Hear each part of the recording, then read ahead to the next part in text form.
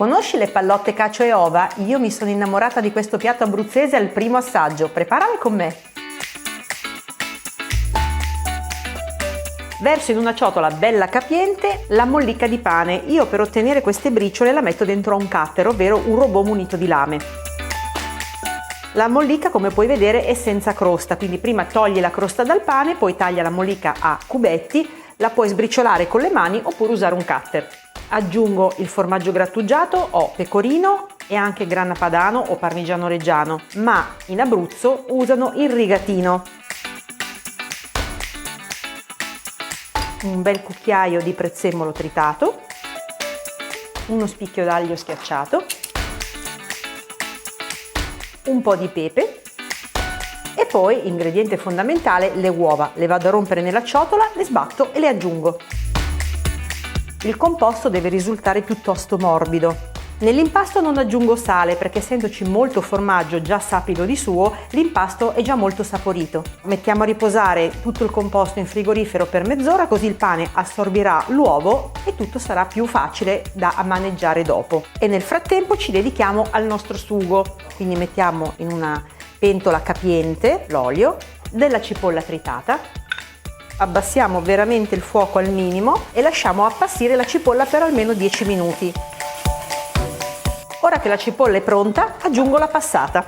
Perfetto, ora lascio il fuoco al minimo, metto il coperchio lasciando un po' di sfiato e aspetto che arrivi a bollore. Nel frattempo vado a fare le pallotte.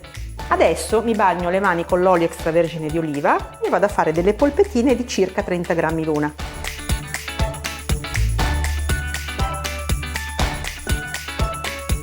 E ora passo tutte le polpette nella farina, gli ridò anche la forma. Non preoccuparti se non le vedi perfettamente tonde, perché dopo la frittura lo diventeranno. Passiamo alla frittura. Olio a 175 gradi di arachide e mi raccomando, controlla bene la temperatura tra una frittura e l'altra, riportala a 175 gradi. Sono pronte, non farle scurire troppo, e le mettiamo a scolare su un foglio di carta da cucina.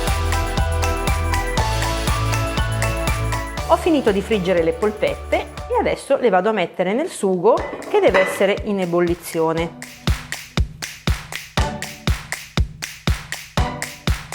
Le polpette devono cuocere a fuoco molto dolce per almeno una trentina di minuti.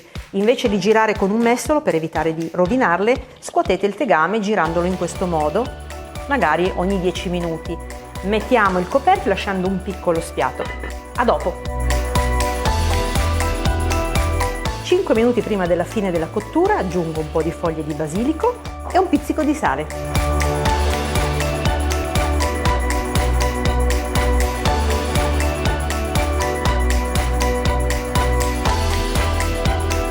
Ecco le mie pallotte gustose e irresistibili, credimi, una tira l'altra.